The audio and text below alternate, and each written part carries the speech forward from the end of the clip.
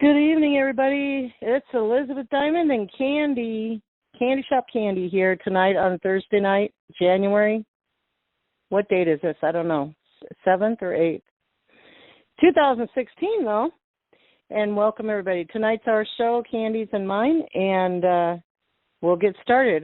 Candy's going to give a little bit of candy jar news, and then we'll do a little bit different tonight. I'm going to read the chapter that we've been reading, the book Sunshine Before the Dawn, regarding how our galactic brothers and sisters have helped our DNA. It's been very exciting so far. Every chapter we read, every time we come on, it kind of goes with what we're experiencing that week or 2 weeks, and we learn more about the Galactics and their life. So with that, Candy, come on in. Welcome. Well, hi, Elizabeth. This is Candy with the Candy Shop Show, and this is my my brief candy jar segments with sweet spiritual truth. Well, it's the new year, and people are making their resolutions, and I always find that if you write down your New Year's resolutions, it's easier to keep them and to put them on your home altar or your refrigerator, and really give some attention to them, and once a week to evaluate how you're doing on your New Year's resolutions, and I think you'll find a blessing from that. And this is a good year to remember our friends and work to develop our friendships and to be a good friend, and blessings will flow as you give and support one's friends.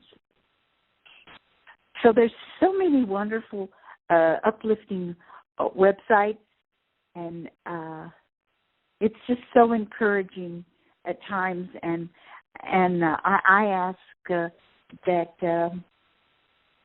to be surrounded by positive, uplifting things, and I'm so pleased that the negative posts that used to be in my Facebook feed, for example, are disappearing, and more positive things are happening, and so that seems to be quite a blessing.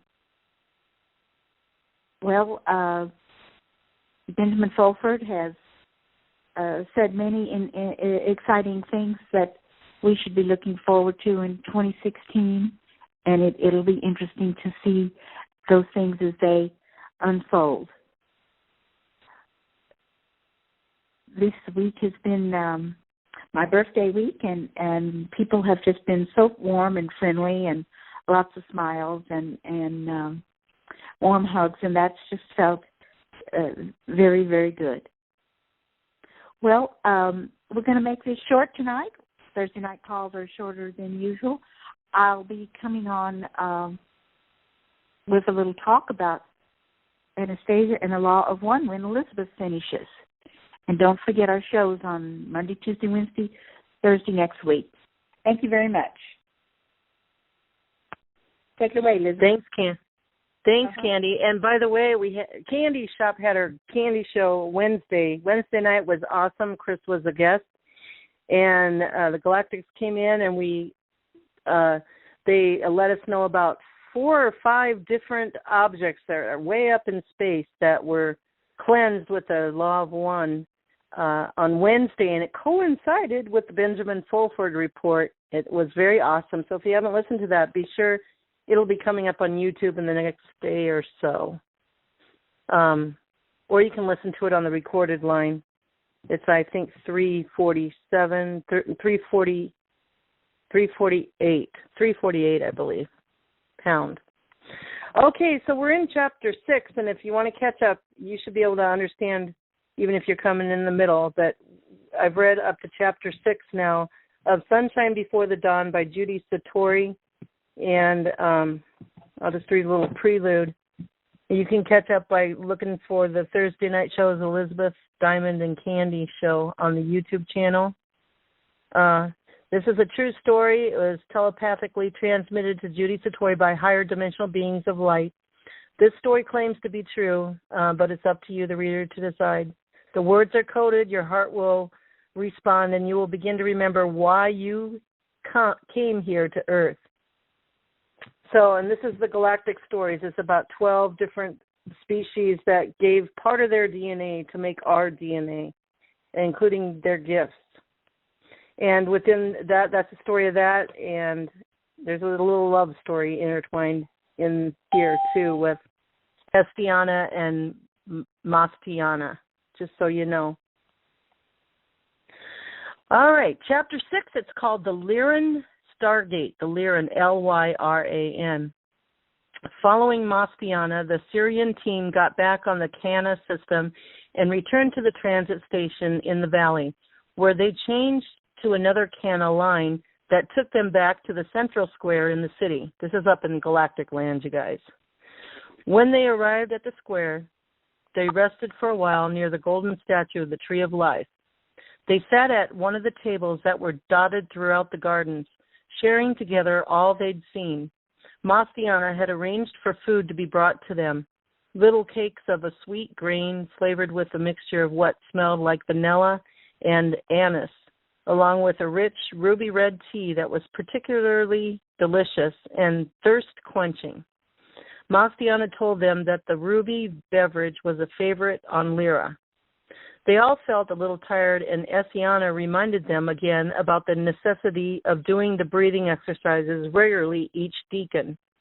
So Mastiana and Essiana are leaders of a galactic council, and a deacon is is their time, and some of these beings have to do breathing exercises because of the vibrations where they're at. They're at a different place than where they were born to be able to function. Okay, that was me adding that. It's very important to remember to do these exercises, she said. The difference in density between our 5th and 6th dimensional vibration on Sirius and this 12th dimensional vibration of Epsilon Lyra is too challenging for our bodies to withstand for very long. This is why we can only stay here for 90 decans, a cosmic month. Even then, it's difficult for us to adjust to this energy. But doing the breathing will optimize the energy flows through our chakra system. It's vitally important.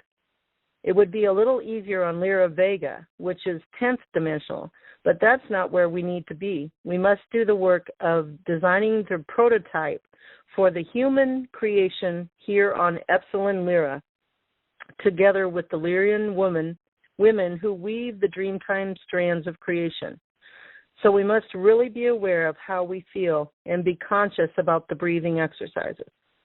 Yes, I agree, said Ray. I forgot to do them this morning and already am feeling tired. It's not like the tiredness you have when you're weary at the end of the day. It is a feeling of slight dizziness and weakness that is hard to explain. And yet, said Mastiana, if I were on Sirius, I would feel a strange heaviness of vibration that would make it hard for me to think and function and would, in time, make me very ill. This is all the more reason to create a human being who one day will be able, now this is for us, you guys, who one day will be able to traverse all 12 dimensions of these lower worlds of light, said Essia. This is the only way our star nations will ever unite to become one. Essiana glanced across the table at Mastiana. Now, these are the two lovers, just so you know. And their eyes met. For one long, tender moment, they visually embraced. Mastiana broke the spell. Standing, he said, "Come, we will go now to the Stargate, the energy gateway to the 13th dimension. We must go a long way, but on the Cana system, it will not seem to take that long. The Stargate is off limits to much of the population. It is a restricted area and carefully monitored. As such, the Cana cannot take us all the way there. I have special passes to take you there. So please, let's all keep together. When we reach the patrolled area, we will travel as a group in a specially designed vehicle that is protected from the force field energies of the portal. It is extremely important to stay in this vehicle and not get out until given permission. For to do so could take you through the Stargate from which you might not be able to return. Only souls who are destined to return to the higher realms of light are allowed through this gateway, and only souls who are committed to serve and experience life within these lower dimensional worlds of light are allowed through to Lyra. It takes a certain quality of a soul who can make it through to these 12 dimensions. Gone are the days when the Stargate stood open to all souls, regardless of their attitudes or intentions. The Galactic Federation now strictly patrols this boundary to ensure that all the star nations are kept free from the forces or beings who might attempt to do harm. Unfortunately, in the past, many corrupted souls did make it to our worlds. Majorelka was one. The starships of the Ashtar Command, the peacekeeping arm of the Galactic Federation, now patrol throughout the galaxy, ensuring that our borders are secure and that beings who are not aligned with peace and goodwill are prevented from coming to these lower worlds. The corrupted ones are especially prevalent on Earth, continued Mastiana, as the third dimensional density that they helped create is a perfect match with their dualistic vibrations. As you know, there are also malevolent extraterrestrial races who can hide themselves on Earth, appearing to be Earth beings, and yet they are not. We feel that this situation will right itself in time, but it is another reason why it is so important that we create a more advanced race of beings for the Earth, humans, who will work together with the light. As you know, it will take 4 great ages for humankind to be prepared to join us, but one day this time will come. They boarded the Cana system traveling over another part of the Emerald Hills in a different direction. It seemed to Essiana that they were flying toward a golden white light that lit up a large section of the violet sky. The closer they got, the brighter the light became, and the ribbon of Cana's energy surrounding them dipped down to the ground. Soon they were standing at the entrance of the vast area of land enclosing the Lyran Stargate. The Stargate delivery vehicles they'd been told about were waiting outside a gate set into a high barrier. They looked a little like hovercraft, and they shone a brilliant incandescent red. A Lyran driver, whose name was Yasa, waited for them beside one of these vehicles. He made them put on special glasses to shield their eyes from the bright light. He then carefully inspected the passes that Mastiana had procured for the group.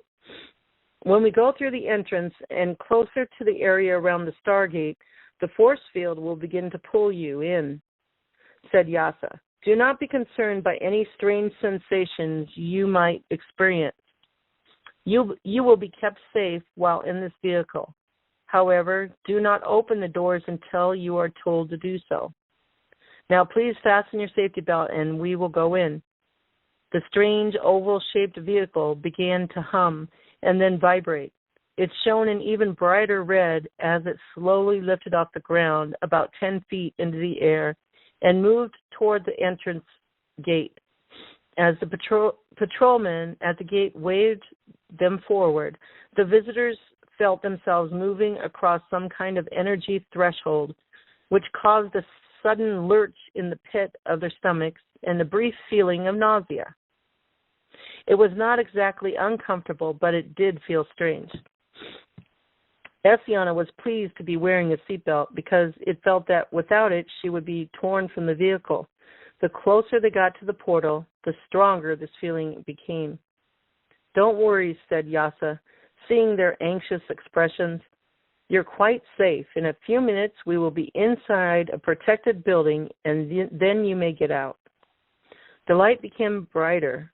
Ray asked Yasa what happened to souls transiting through the Stargate. Did they also wear glasses? That seemed a little crazy, and they all began to laugh. That's actually a good question, said Yasa. You are here in your physical bodies, but souls who transit through this Stargate to the higher heavens are in a body of light. They are pure energy, pure consciousness. These souls are not housed in any bodily form. He laughed. So to answer your question, no, the souls do not need glasses.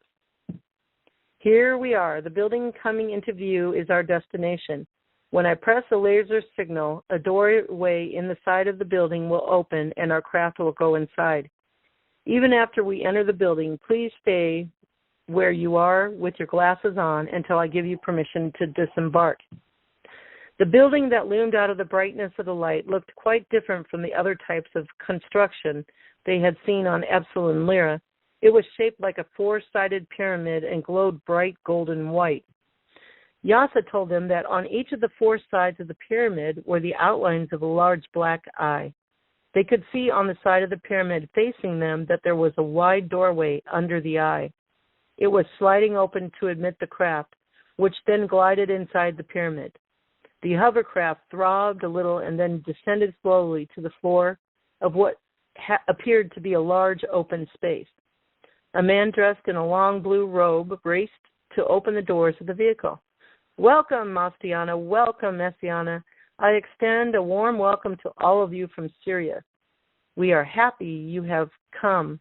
My name is Zenor. Yasa turned and smiled at the group.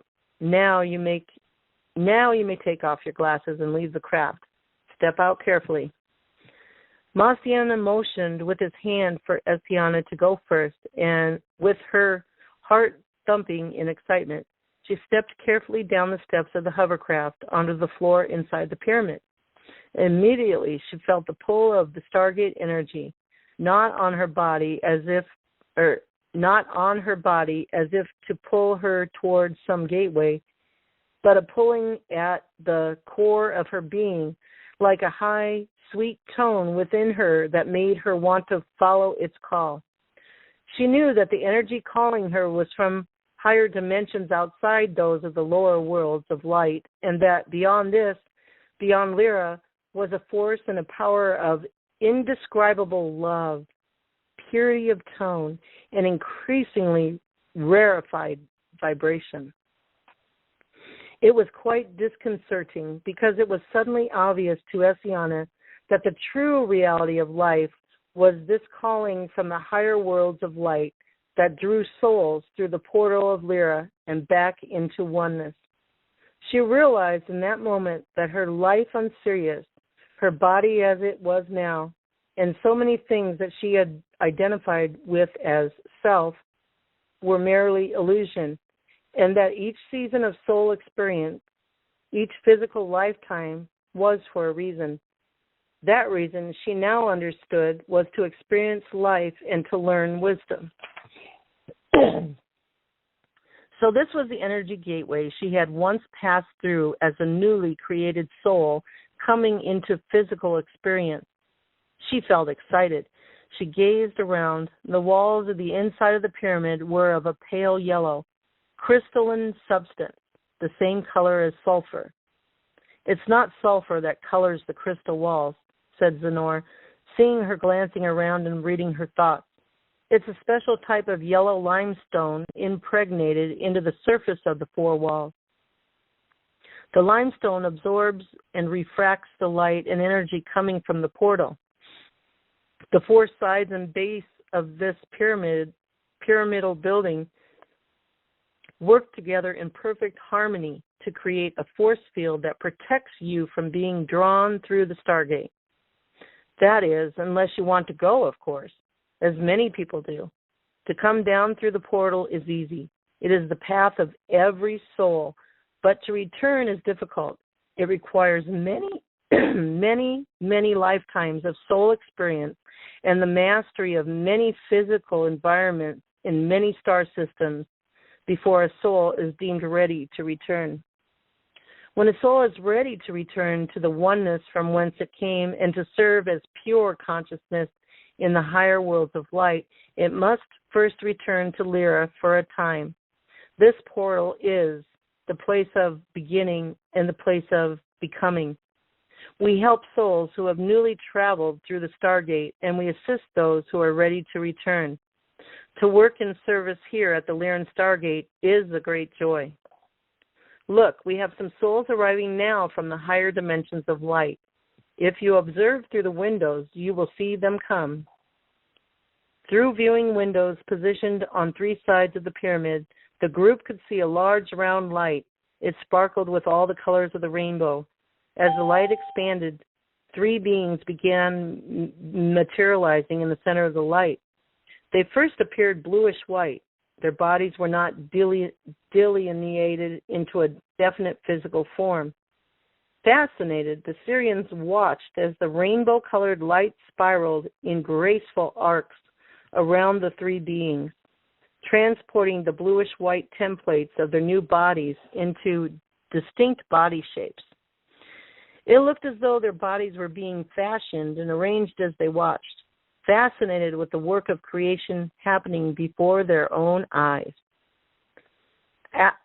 Anastasia could hardly contain her excitement at what she saw as the hand of God, the Elohim, deftly and efficiently manifesting these souls into bodily form. "Look," she cried, "it's as if their bodies are being airbrushed, fashioned by the spiraling light, like an image that is at first blurry and indistinct, becoming whole." To think that at one time this also happened to each of us, I wish I could remember it. Somewhere deep inside, I think I can, but it's not a strong memory. It's just a feeling that I've somehow been here before. The rainbow-colored spiraling light was beginning to glow white and misty as it covered the forms of the newly created beings.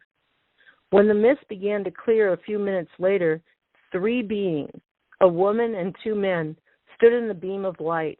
They appeared to be young adults. "What happens to them now?" asked Anastasia. "What will they do?" "They know nothing of life on Lyra. They have not had a childhood here. How will they communicate?" "They will retain their soul consciousness in this first physical lifetime," replied Zenor. "They will become as revered ones for our civilization. They will have much to teach us as they are still resonating in the perfection of God. But they have come through this portal to the lower world to expand their soul." That's what we did to come to Earth, you guys. They have come through this portal to the lower worlds to expand their soul experience and to be of greater service. Remember that each soul was once part of God, the one source of all creation, and each soul, wherever they might be now and whatever their level of consciousness, was once connected into the purity of this vibration. You might wonder, what is the point of coming to these lower worlds at all? Why would a soul ever choose to descend to a place of duality and hardship such as Earth? Here, standing before you, is the answer. A newly created soul is a spark of the divine. They have life, but they have not yet earned wisdom. Each of these beings can only strengthen their soul and develop wisdom through experience in physical life and physical form. They must first separate from the oneness that is God so that they learn to reconnect. The greater the disconnection and the life experiences of the soul, the greater the strengthening of that soul, and the more a soul will, in time, gain the wisdom to truly be of service to the one. There is a process of orientation that all souls newly created into form must go through, continued Zenor. At the end of this physical life, these souls will be reborn, first into our Lyran civilization and later into other star systems, if they decide to experience life elsewhere. As you know, between physical lifetimes, souls within this matrix of 12 dimensions exist in the astral and causal realms, depending on their level of consciousness and the level of understanding they have gained in their previous lifetime. Now watch, the white light around these beings is beginning to fade. They must be processed very quickly to prevent them from being sucked back through the stargate. Another beam of light, this time golden yellow, shone out from the pyramid and surrounded the men and the women. It seemed to lift them up and carry them gently, like the Kana system's energy stream, toward the pyramid. An entryway, a tunnel that the Syrians had not noticed before, opened up, meshed with the light, drew the light inside, and gently stood the three newly created beings on the floor quite close to Estiana, and the rest of the Syrian team. The three new beings were now protected from the potent energies of the Stargate. You must understand that those who are ready to experience life in a physical form have had training in the detachment of consciousness from being part of a whole into a being, an individual. Okay, let me read that again. You must understand that those who are ready to experience life in a physical form have had training in the detachment of consciousness from being part of a whole into being an individuated form, said Yasa. It's quite an adjustment. He and Zenor stepped forward to greet the newly created ones. They held out their hands, palm up, and slowly brought their hands palm down to touch the fingertips and palms of the three beings. Not a word was spoken. It was as if the touch of the hand was a catalyst to spark animation within the three, for they suddenly came to life and appeared vital and energized. They began to speak the universal language of light that Mastiana, and the others understood. Essiana put her arms around the body of the woman and hugged her tight. It was such an incredible and courageous act to come through the portal of Lyra to the lower worlds, and she wanted to say to the women, say to them all, welcome. Essiana knew that at the time of a soul's entry into their first physical lifetime, a pulse rhythm, which death cannot break, begins as a signature of that soul's essence. That pulse rhythm of memory literally becomes the soul note of expression for that being and determines much about the direction of their future lifetimes. Coming through the Lyran Stargate is a birth experience, and like all physical birth experiences, its quality markedly affects the consciousness and future path of the soul. The symbolic touch of hands is a physical grounding into the new life. She wanted to ensure that these newly created souls were received with joy because that first imprint of physical awareness would remain with them through all time. After a time of conversing in the language of light, the three newly created beings were taken in one of the hovercraft to a gate in the perimeter surrounding the Stargate. From there, they would be transferred to the Hall of the Lyrian Elders, the place of beginning and the place of transition for all souls. It is from this hall that new souls coming into the 12 dimensions of the lower heavens prepare to descend.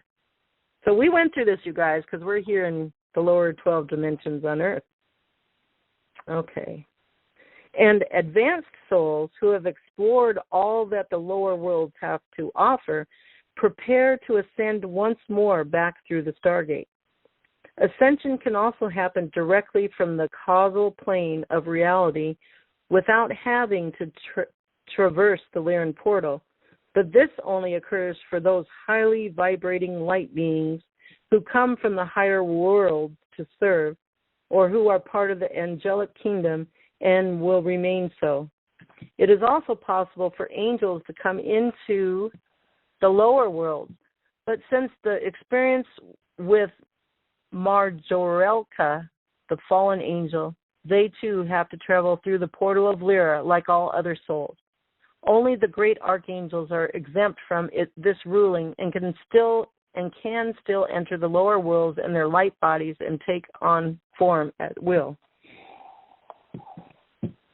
The Syrians were all greatly affected by what they had just seen and experienced. Even with all their spiritual knowledge, they had never fully understood the sweetness and the love that emanates from the higher heavens.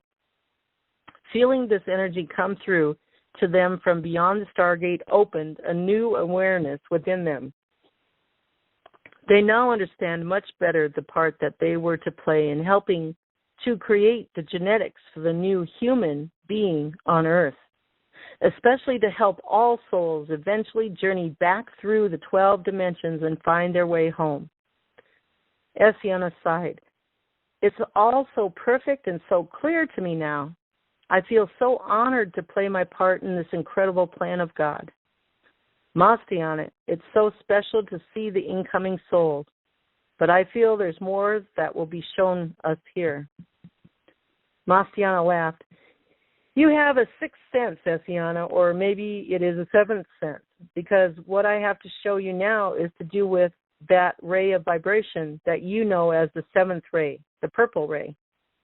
You may have noticed when the rainbow energy was spiraling around the new beings just before the color went white, that there were flashes of purple, and for a short time a purple haze surrounded them. Yes, I noticed that, said Ray. I wondered at the time whether there was any significance. Well, this purple ray is to do with sudden transformation, said Mastiana. It is like a spark of change creating a tipping point between old and new. You also see this with your own energy body, at the point of connection between your seventh chakra and the incoming energy from the higher dimension. This vibrational interchange creates a purple color. This is why the energy appears as violet-white.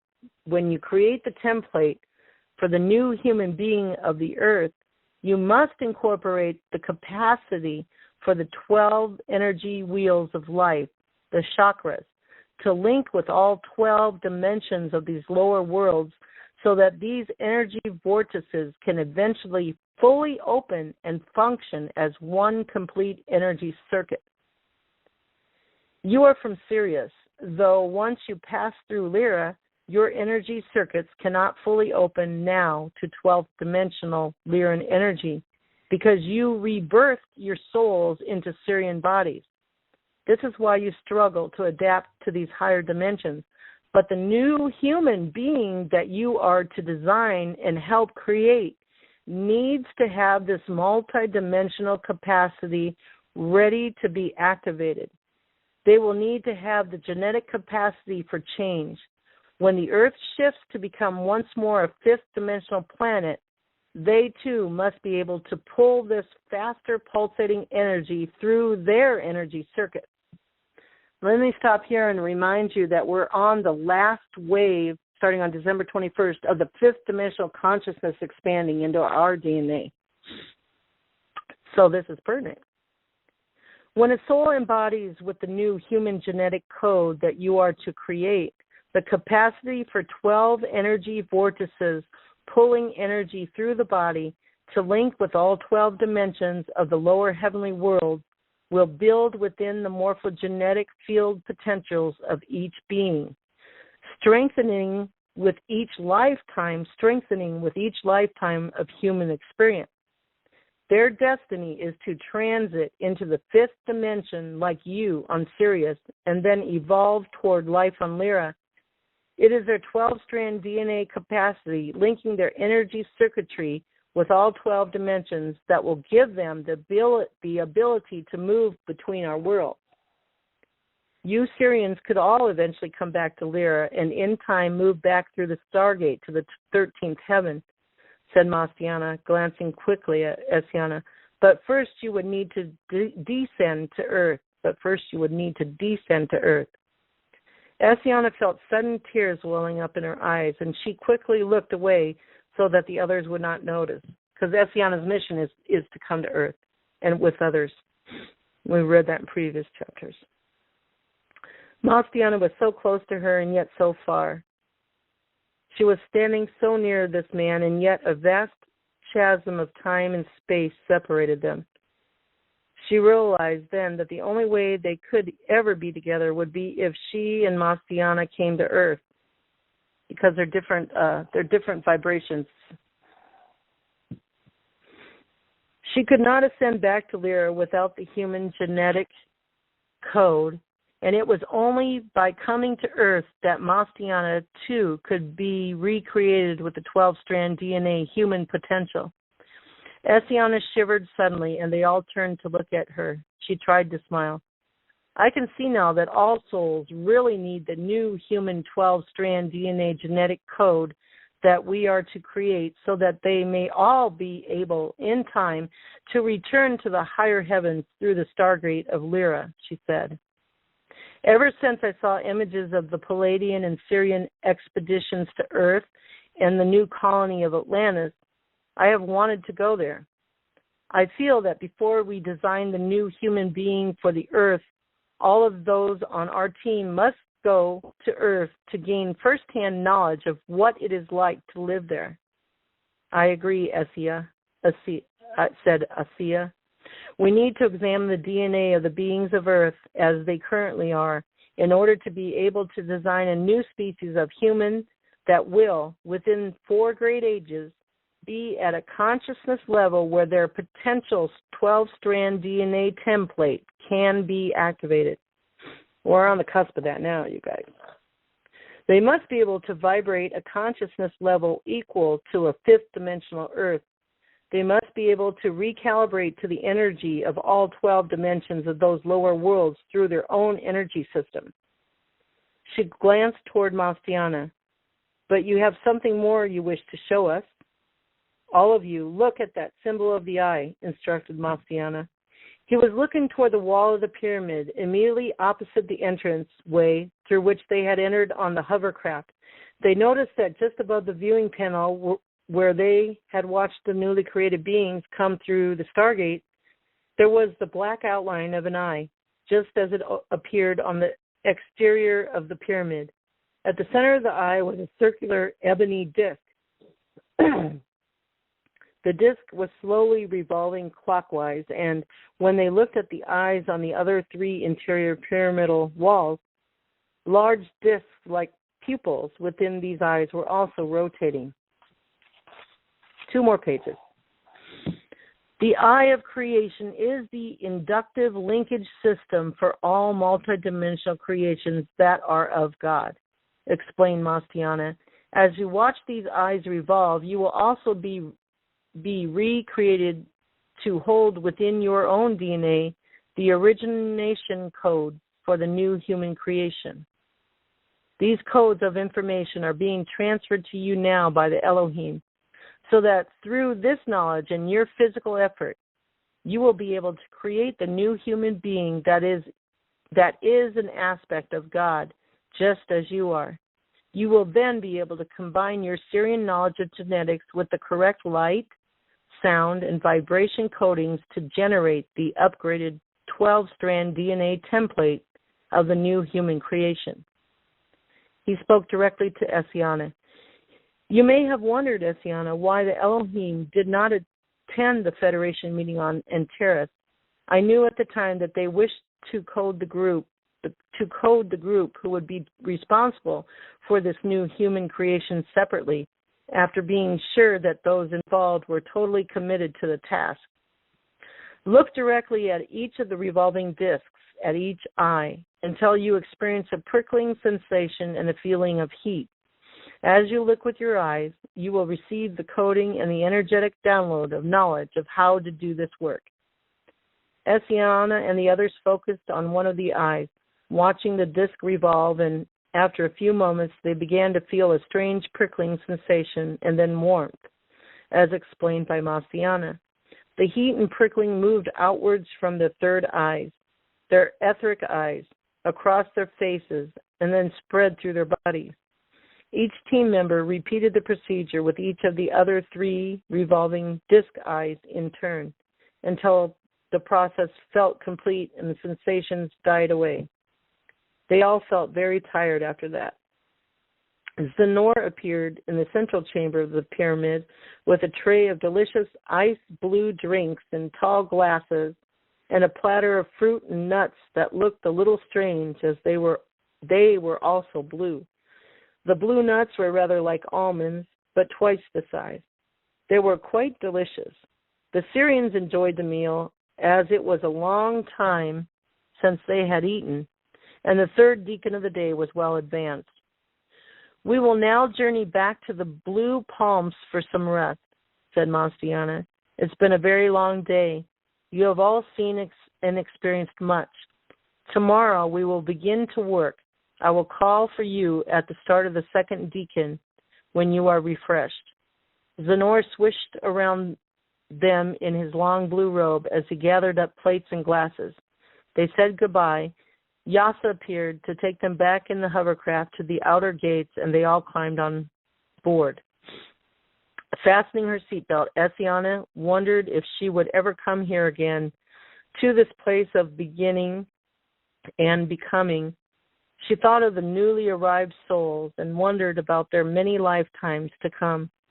In her heart, she wished them well, that they might gain much wisdom without suffering too many of the hardships of life experience. She hoped that one day she would come back to the Stargate of Lyra, when she had lived and experienced much and was truly ready to make the final journey to the 13th heaven. She had felt so much love coming from these higher heavenly worlds that she longed to be there. But first there was work to do, lessons to be learned, and a journey to Earth and back. So next time we're here, which is every other Thursday, I'll read Chapter 7, which is titled The Halls of Dreamtime. Anybody have any questions, comments? Candy, are you there? Yes, I'm here, Elizabeth. Well, did you enjoy it? Huh? Very good information and inspiring what the Syrians planned so long ago for us. Yes, and the Lyrian Stargate, we found out that. We came through there. Wow. Yes. And how they touch the fingertips and the palm. Yeah. It was like listening to a fantasy. It looks like listening to a fantasy dream, Elizabeth. Yeah. But it's a true story. Oh yeah, but it seems like something that I experienced myself as a child. I mean, I could visualize it while you were reading it. I thought it was beautiful. Beautiful. Thank you. Okay, well, let's. I guess, Candy, bring on your Anastasia then. I'm really loving this book. This is the second time I've read it through, but it's very pertinent for what we're going through, and this is the story of how they helped our DNA. Yeah. Go ahead, Candy. Well, thank you, Elizabeth. Yes. Sonny, are you there? Oh, and by the way, everybody, it's Candy's birthday. Happy birthday, Candy. Yesterday it was. Yes, thank you. And so I'm here, Candy. Oh, great, Sonny. I just was unmuted here. Yeah. I wanted you to maybe help me with this. I know Elizabeth will only be on the call for a little bit longer as she's being called away, and but it's my birthday week, and so I'm spending it with my daughter out of town and her apartment, and I. Okay, somebody has to star 6 to mute out, please. Star 6, there's noise coming in. Sonny, are you muted out? Okay. I am muted so I could talk to Candy. Yeah, but I'm not making. Help me. I asked her to help me. Okay. Okay. Well, when one person's talking, the other person mute out because we can hear noises. Yeah.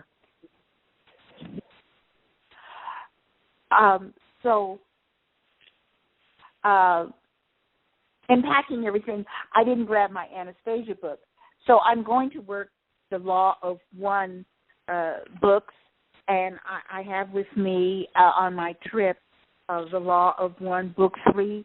If any of my listeners here or on YouTube have the 1984 series by Ra, A Humble Messenger of the Law of One, then you should open up the book to page 28, and we're going to take it from there. But I will say about the Anastasia books, there are 10 that have been translated. And so I am just about finished with the very important, outstanding book 1 that's called Anastasia by Vladimir Magritte. And I hope that I know a lot of the Diamond Network fans have read the Anastasia book, But for those who haven't, I really recommend it. And although you might not want to get into all 10 series, the core meat and the importance of her writings is in book 1. And I have shared about 60% of what's important, but you really get the flow and tune of it by getting the book and sitting in nature, as Anastasia recommended, and tuning in. And as Chris has said, she is the leader of an ET race that has volunteered, to come and Earth again at this time. They were here years ago, and now they are back. So book 2 is mostly just about the early startings of the Anastasia movement.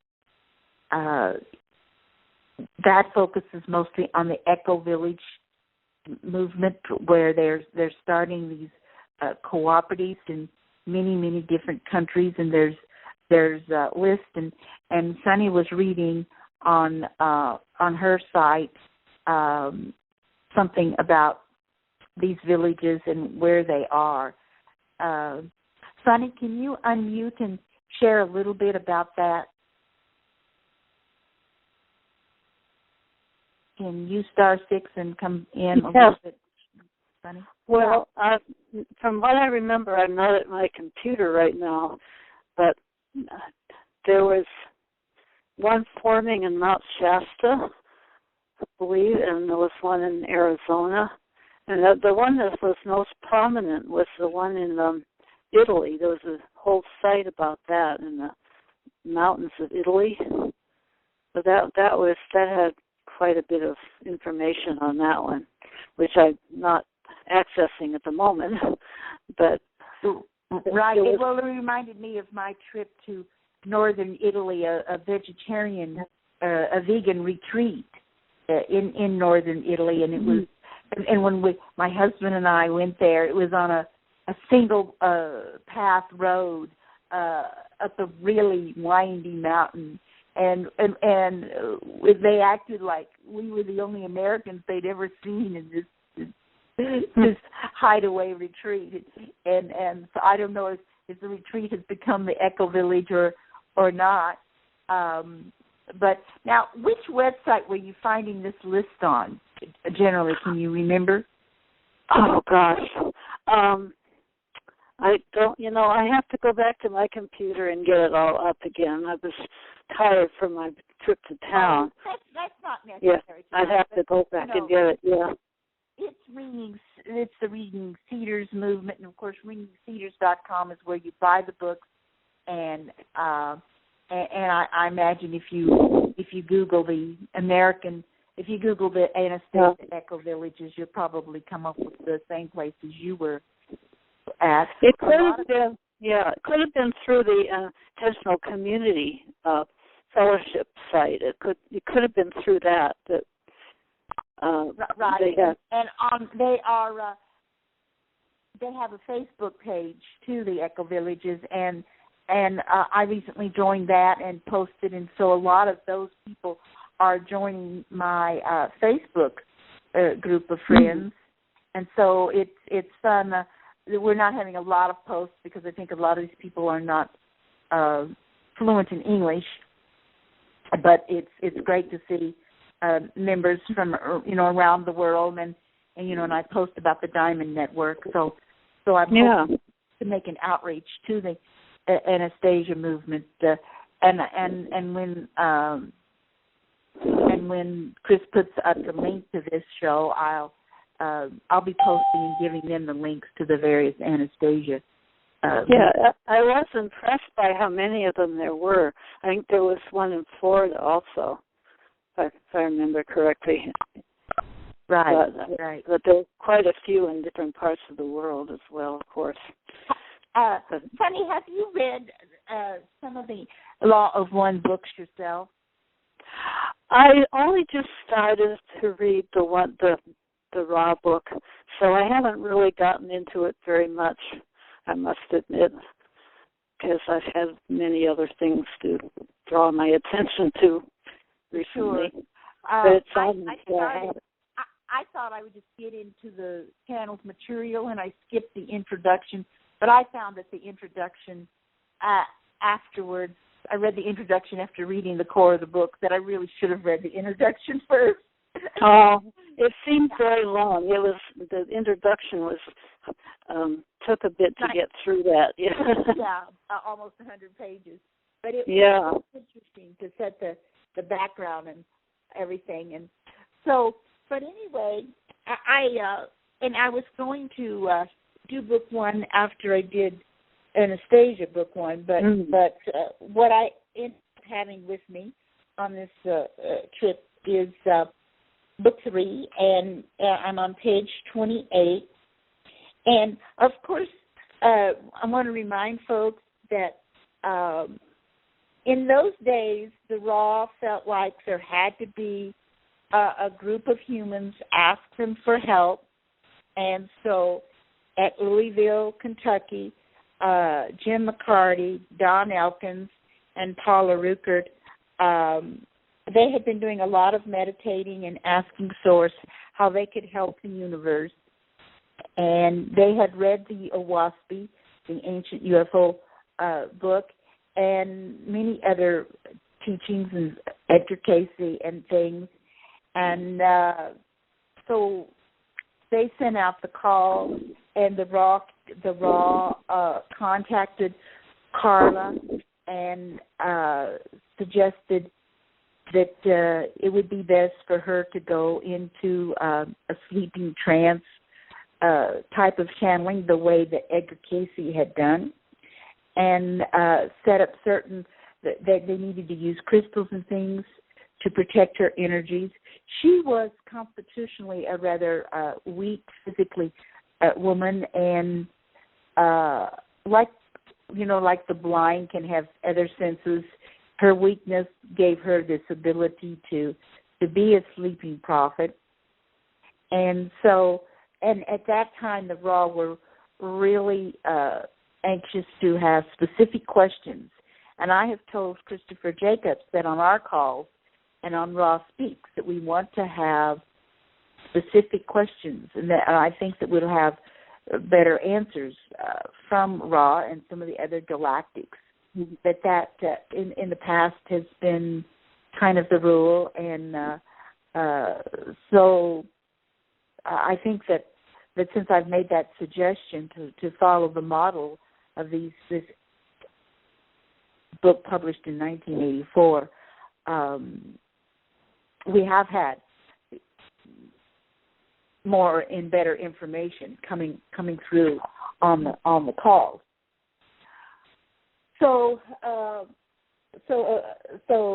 letting me set the scene here. Carla is in deep trance. Jim McCarty is tape recording the session, and Don Elkins is asking the questions that the three of them had brainstormed earlier in the day that would be appropriate to ask. And so Don says, at some point the entity becomes aware of what it wants to do with respect to unblocking and balancing its energy centers or chakras. Ra. I am Ra.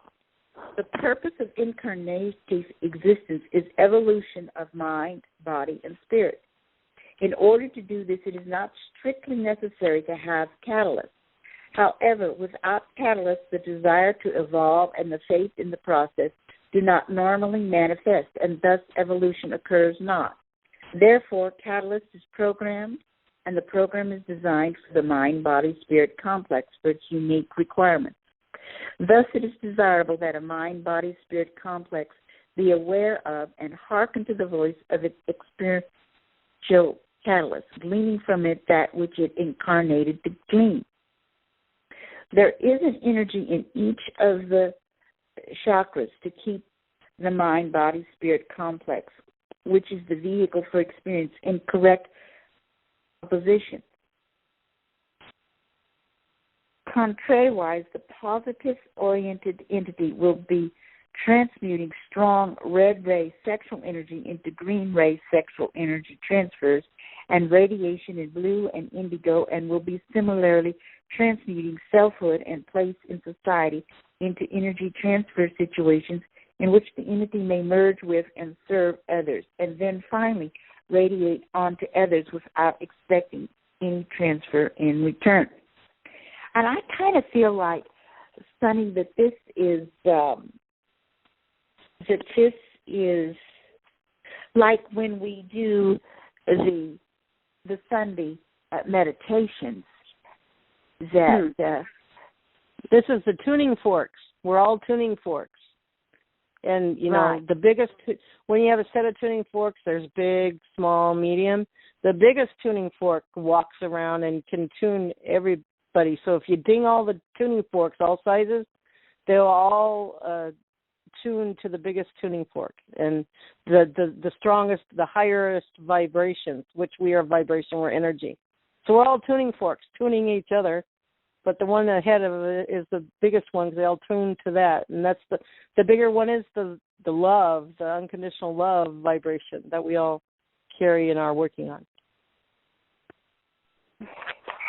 Yes, and the way that we're we're sending love from our heart chakras, but and then also moving in more in this day and age, also sending energy through our soul chakra, the one that's about 20 inches above our heads. Well, Ross says the origin of all energy is the action of free will upon love. The nature of all energy is life. The free will of what?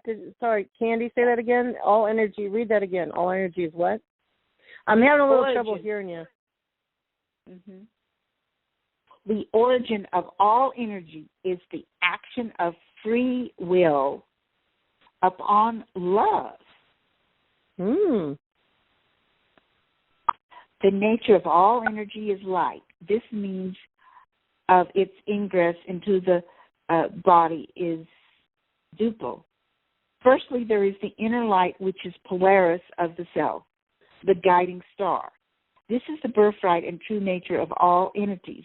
This energy dwells within. The second point of ingress is the polar opposite of the North Star, shall we say, and may be seen if you wish to use the physical body as an analog for the magnetic field, as coming through the feet from the earth and through the lower point of the spine. This point of egress of the universal light energy is undifferentiated until it begins its filtering process through the energy centers.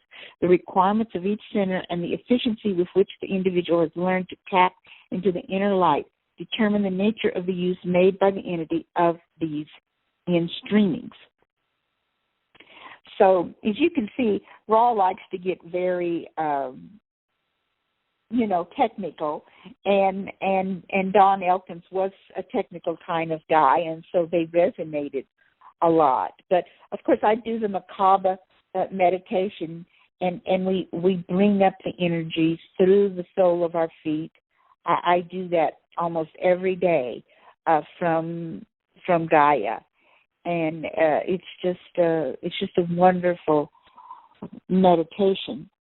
And so we're supposed to think of that as like Polaris as being our guiding star, and then the opposite.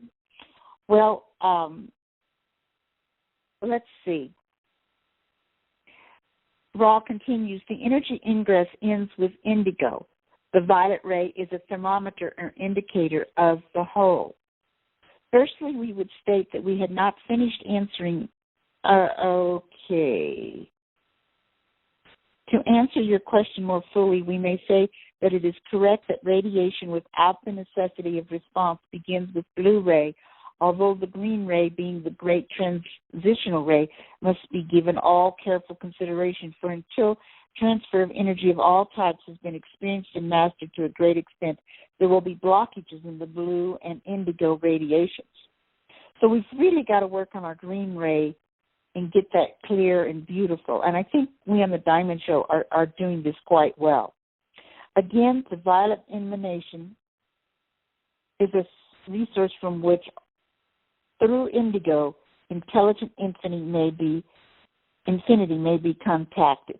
The radiation thereof will not be violet ray, but rather green, blue, or indigo, depending upon the nature of the type of intelligence which infinity has brought through into discernible energy.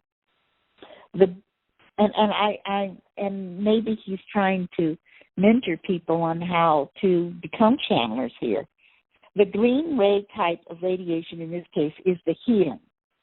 The blue ray is the communication and inspiration. The indigo, that the energy of the adept, which has in its faith.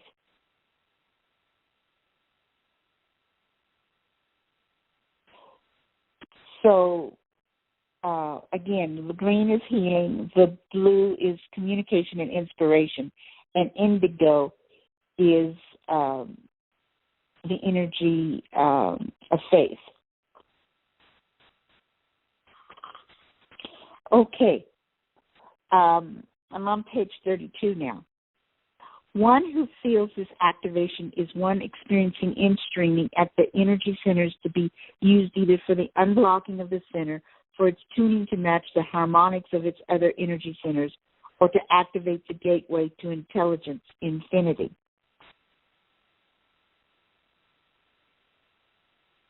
On the next session,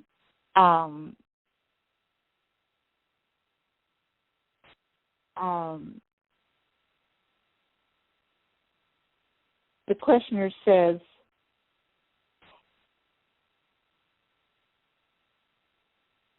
am I to understand then that just the fact that third density entity calls or bids in an Orion Crusader is a polarizing type of action that affects both entities? Ra says, this is incorrect. The calling mechanism is not congruent in the slightest degree with the bidding mechanism. In the calling, the energy which calls is a supplement neophyte asking for aid in negative understanding. If you may excuse this misnomer, the Orion response increases its negative polarity as it is disseminating the negative philosophy, thereby enslaving or bidding the entity calling. So a lot of the book talks about, the problems with those that are of the cabal and the dark and the black rituals, which the Orion entities, the Ra explained, resonate with. And so what method of communication with the Orion entity should a bidder of this type use? I am Ra. The two most usual types of bidding are, one, this is the negative ones. One, the use of perversions of sexual magic, and two, the use of perversions of ritual magic. In each case, the key to success is the purity of the will of the bidder. The concentration upon victory over the servant must be nearly perfect. There's no relationship between this type of contact and the bidding process.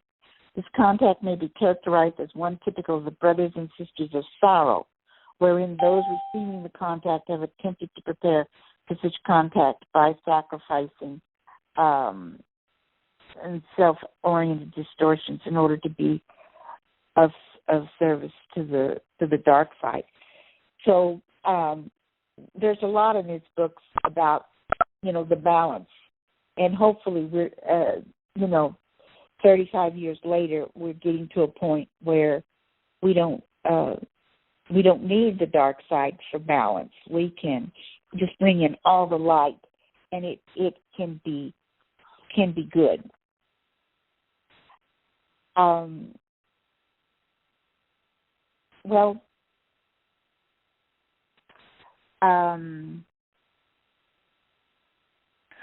And the next section in this book goes a great deal into the life force of the Great Pyramid. And there's a lot of sections about the King's Chamber and the Queen's Chamber and about using pyramid energy and they say that we should only use pyramid energy for healing, and not try to use it for channeling and other purposes, because we don't have mentors to really help us and to do it right. And I was really surprised. And they said if you made little pyramids, and they give the dimensions of the pyramids that they should be made, and they can be made out of cardboard or anything and put under your bed, but you should only lay on top of the little pyramids for 30 minutes a day, or it could be too strong. That's what they were saying at that time. So is there any comment or question on what?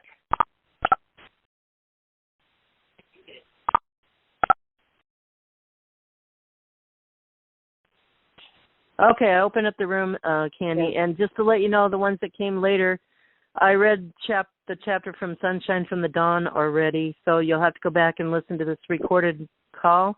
Get the recorded number off the blog spot, and just push the pound sign when it asks for a reference number, because it'll be the last one there. That's Diamonds with an S Forever 31.blogspot.com. Come on in. Any comments, questions? Did you notice, Candy, that everything you reviewed is kind of what I read in the book? Isn't it fun how it's Diamonds Network always synchronizes? Isn't that cool? It is. It is. Yeah. Sunny or anyone, do you have a comment? Well, I was going to say that when you brought up the thing about the balance of the negative, that's been on my mind in consciousness, that the duality and how much of that is needed and how much of the dark is needed to give us the lessons that we need to learn, so to speak. So that struck a chord with me, and the fact that this was written in '84, and now it's about 30 years later. That we've evolved a lot since then, so there should be, humanity has taken some leaps since that time. So it's just something to reflect on, I feel, and I will read this more now. And if you're going to be talking about it, I'll read it. I'll get into reading it some more, so I'll be able to comment on it more intelligently. But just the overall theme there, I can see that. And then about the pyramids, about using the pyramids for healing, that's something of interest to me as well. So anyway, it's good. I got up so I could be more alert when I'm talking to you. Well, I got it. And my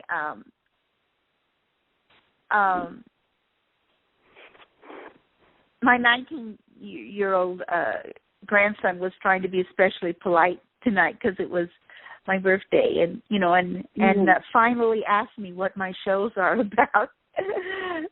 Oh, really?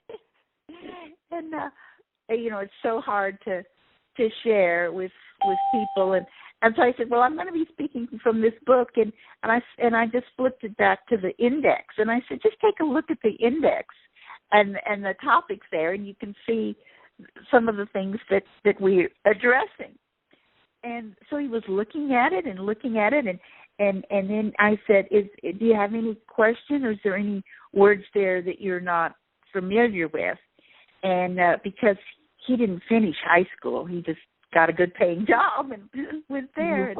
And he said, no, I recognize all these words and terms, but he said, wow, this book seems to be about everything. And by the way, guys, yesterday's call and Candy's call, Raw came in, and I forgot his name, Galactics, but he's going to speak. He volunteered. He brought up to Chris and all of us that he's going to be on the next Raw Speak show. So the Galactics are very anxious to keep co-creating with us, just on the Diamonds Network and other places, but I'm just referring to Diamonds Network. Nice. Right.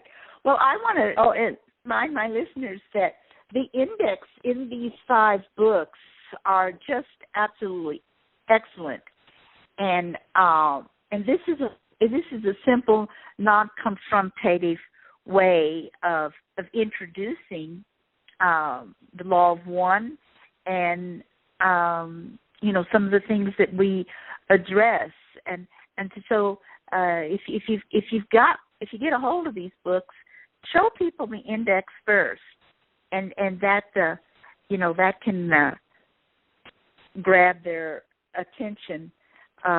Like this starts off with angels and aging and Bermuda Triangle, Cancer, death, earth changes, faith, forgetting, free will, hair. My grandson thought, wow, they even have a page about hair.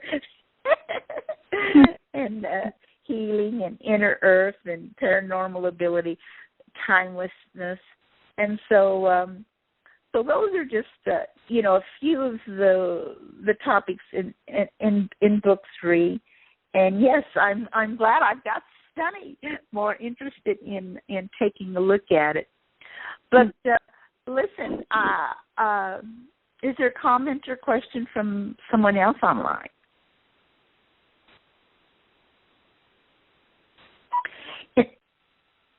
In session 59 on June 25th, 1981, Don Elkins asked, at the end of the second major cycle, there were a few 100,000 people on Earth.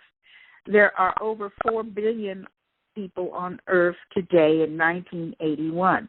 Were the over 4 billion people that are incarnate today in the Earth planes and not incarnate at that time, or did they come in from elsewhere during the last 25,000 years?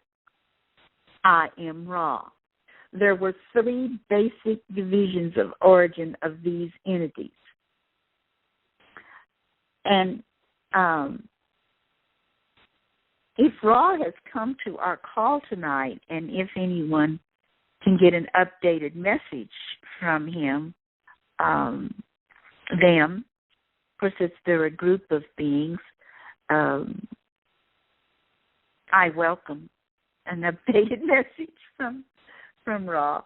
But in 81, Ra said, firstly, those of the planetary sphere you call Maldek, having become able to take up third density once again, were gradually loosed from self-imposed limitations of form.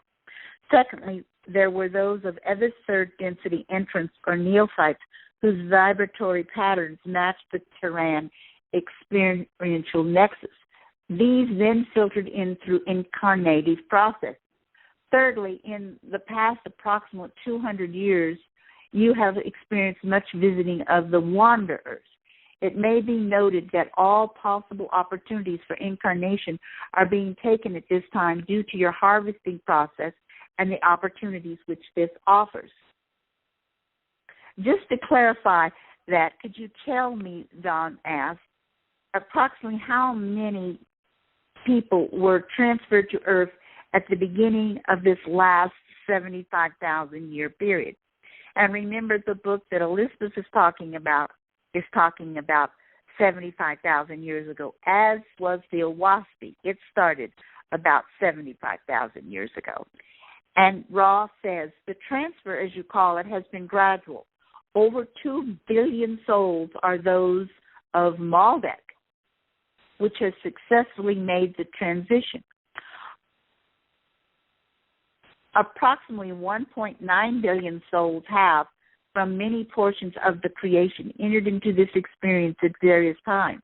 The remainder are those who experienced the first 2 cycles upon the sphere, and I think they're talking about cycles of 25,000 years. So they were through the first 50,000 years, or who have come in at some point as wanderers. Some wanderers having been in this sphere for many thousands of your years, others having come far more recently, like the last 200 years. Yes, Elizabeth?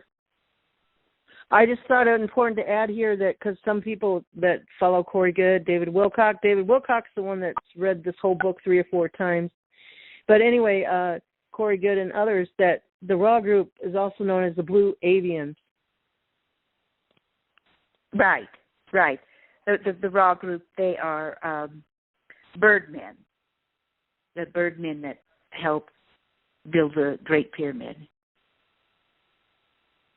and have stayed to patiently help us and to lead along with the Pleiadians and the Syrians.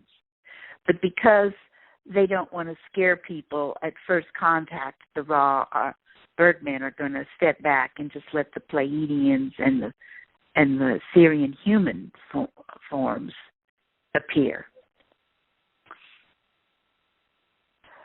The third spiral, it is well to reckon from the foundation semi-spiral, which supplies the prana for all that may be affected by the three following upward spirals of light. The prana scooped in by the pyramid shape gains coherence of energetic direction. The term upward spiraling light is an indication not of your up and down concept, but an indication of the concept that which reaches towards the source of love and life. Well, it goes on in this section to talk more about the prana, but I thought that was interesting, the part about what was happening 75,000 years ago, because it correlates with what Elizabeth shared. Well, I think that's what I've got for us tonight, Elizabeth. So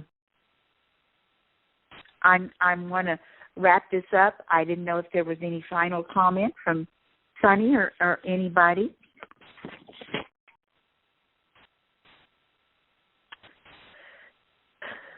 Candy, are you going to be reading from the book in every week or every other week in a certain progression? So I will know to follow. I'll know to read that in advance, so I'll have a better understanding what you're going to read. Oh, yes. Well, let's see. I will confess that Carla loaned me these books, and then she borrowed back book 1 and 2. And so I would have started with book 1, but I don't have it anymore. Oh. That's the only one I have. I mean, I have it. I had it on the computer. I downloaded it, but I guess I could get the other ones too if I wanted to. And I was thinking about, going back and forth from Anastasia and with the Law of One, and I'm not sure. I'll let you know. I'll be back in 2 weeks, and I'll either probably. I think in 2 weeks I'm going to finish up book 1 with Anastasia, and then in 4 weeks from tonight I'll be coming back to the Law of One. And I just want to thank everybody for joining us tonight and joining us on the Diamond Network. Let your friends know. Share the links to our YouTubes, and it's diamondsforever31.blogspot.com. And let me just say that last call for the number 2 pioneering call, bringing the Galactics in, a test call for their own voices, their own language, their ship sounds, or whatever. Who knows? Surprises abound. So we'll be holding that very soon. If you want to be a part of it as a special benefactor and a small fee, give me a call. I'll be calling people next week to give them the details of where to go and where to listen. So my number is 763-970-6120. Give me a call. We almost got a full house, so thank you everybody that has responded and that are hardcore Galactians and want to attend history making. Yes. Anything else, Candy? I think that's a wrap. All right. A good night, everybody. Keep shining, diamonds.